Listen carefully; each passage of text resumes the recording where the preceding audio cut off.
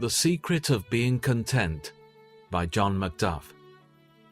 I have learned to be content whatever the circumstances. I know what it is to be in need, and I know what it is to have plenty. I have learned the secret of being content in any and every situation, whether well-fed or hungry, whether living in plenty or in need. Philippians 4:11-13. It is from the state of our minds that contentment arises, and not from the amount of our possessions. If we are not content with those things which we have, we are not likely to be content if we succeeded in attaining all that we desire. The possession of all the good we may think it desirable or even possible to attain would still leave an aching void. There would still be a cruel something unpossessed. But when the mind and the present condition are brought to meet, then, and then only, will true contentment be found. If our heart is brought to our condition, then our condition will then be according to our heart. The consideration that our earthly lot is appointed by God, that it is He who fixes the bounds of our habitation, is eminently calculated to promote contentment. We are to remember that He is not merely the Creator, but the Governor of the world, and that every circumstance which transpires in our life is under His superintendence and control. And hence we find the people of God in every age passing by merely second causes, until they come to the first great cause of all. They heard His voice and saw His hand in whatever befell them.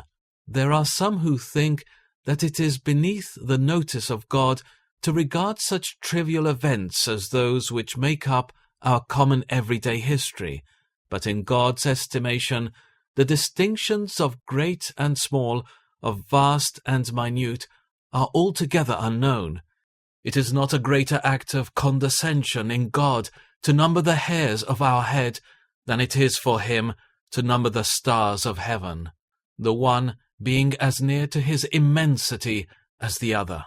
Such is His infinite greatness that in comparison with it, the mightiest world is on a level with the smallest atom.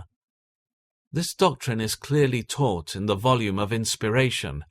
He who rules in the armies of heaven, who commissions angels and flaming seraphs that stand before His throne, saying to one, "Come," and he comes, and to another, "Go," and he goes, who wheels the innumerable worlds which are scattered through the immensity of space in their appointed courses. This great, adorable, incomprehensible being regards with tender compassion the poor little sparrow which falls unheeded to the ground and clothes the lowliest flower with its tints of beauty. Of His care we are warranted in saying that nothing is too great to be above it, and that nothing, on the other hand, is too minute to be beneath it. Were the doctrine of chance a doctrine of God's word, there might then be some reason for our murmuring, but if it is He who makes poor and who makes rich, who brings low and lifts up, if whatever befalls us is by His appointment or permission, whom we profess to love and honor, then surely contentment with our lot must be a reasonable duty indeed. In all this, Job did not sin by charging God with wrongdoing. Job 1:22. Job saw the hand of God in all that took place. It was not to the invasion of the Sabaeans and Chaldeans that he traced the loss of his property. It was not to the fury of Mother Nature that he traced the death of his children. No, he looked farther and higher. Prostrate in adoration at the divine footstool, he exclaimed, "I came naked from my mother's womb, and I will be stripped of everything when I die. The Lord gave me everything I had, and the Lord has taken it away. Praise the name of the Lord." Now, how important it is that the same mind which was in Job should be in us also. to murmur under the divine dispensations, to be dissatisfied with the lot which has been appointed to us, to be always complaining of one circumstance or another. What is this, in effect, but to charge God with wrongdoing? It is practically to attribute folly to Him who is the only wise God, and whose knowledge and understanding are infinite. Oh, let us beware then of a discontented spirit, remembering that God orders all our affairs. Whatever He gives us, let us thankfully receive it. Whatever He denies us, let us be satisfied without it. Whatever He takes from us, let us uncomplainingly part with it.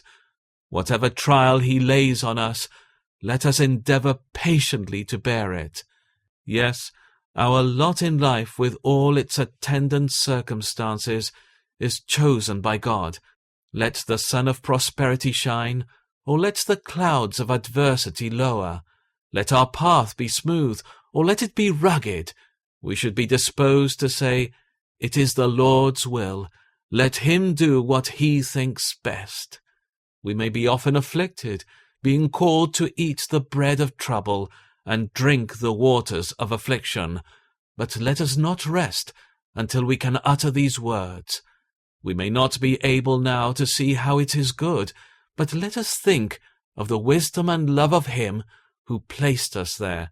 And can we doubt it, whether we understand it or not? He is too wise to err, and too good to be unkind. Good when He gives, supremely good, nor less when He denies.